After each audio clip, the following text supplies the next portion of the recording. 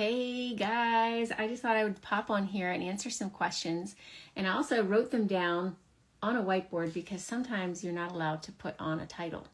So questions are strep throat and mono Epstein Barr. So I posted about strep throat and how mono can be, or mono is misdiagnosed. It's not diagnosed because they diagnose it with strep throat instead of mono. And someone posted a really good question. They were like, can you have both strep throat and mono? And so the answer is yes, you can have both at the same time. So the strep culture could come back positive and they would still say that you have strep throat. They would give you antibiotics for strep throat, but you also have mono and they just haven't tested you for that as well. So while it is common for mono to be missed when you have strep throat, just be aware of that and try to ask for more testing if you have strep throat symptoms, because strep throat symptoms, the sore throat, the body aches, a lot of that symptoms are the same as if you have mono. If you are hopping on here, go ahead and give a heart so I know you're here. Tell me if you have any questions. I would love to have your name or anything like that. Be great. The other question that I have is, two people with mono, will they have the same symptoms? So not necessarily, because mono and Epstein Barr, everybody is unique, and so how they work in one person's body may be different than how they work in another person's body. So a husband and wife can both have mono, or they can both have Epstein Barr, and they could have completely different symptoms. So I was talking with one lady. She was like, yes, I have fatigue. I am extremely exhausted. I can hardly move. And my husband, his energy levels are fine, but he has brain fog. And they were both tested positive for Epstein Barr. So symptoms can be widely different, but the same root cause. So just looking at natural antivirals, ways to support your liver, and nutritious foods and all of that, and ways to support your body in the healing process.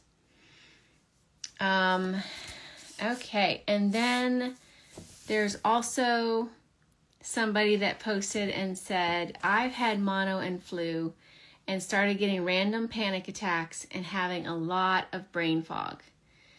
So yes, flu can often be, or other illnesses can be a trigger for reactivating the mono or the Epstein-Barr virus, because your body is already weak, and then mono Epstein-Barr is like, yes, I'm going to take over the world. I'm going to take over this body. And so it pops out and tries to take over your body. So that is a common trigger for getting the reactivations or the flares. Another one is stress, being overtired.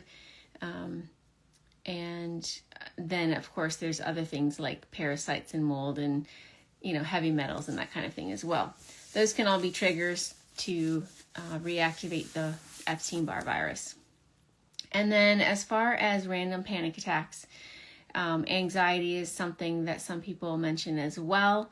And I just wanted to let you know that it's not always in your head, because your body puts out a stress response when your body is missing nutrients, because Epstein-Barr is in there and taking your nutrients, when it's under stress because it's not getting oxygen, the mitochondria aren't working like they should be. All of those create stress on the organs, and that stress can create a panic response in your body, which can cause the panic attacks as well. So just be aware of that, and know that by deactivating mono and Epstein-Barr, you can also support your body with the other responses that it's having. And then, yes, the brain fog is another common symptom of Epstein-Barr, and that can be improved. Sleeping can be improved by by following a simple protocol.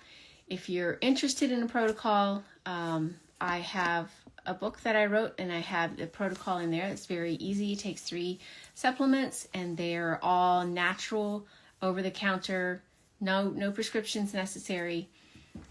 So if you're interested in that, you can check out the profile and let me know. And I don't see any comments.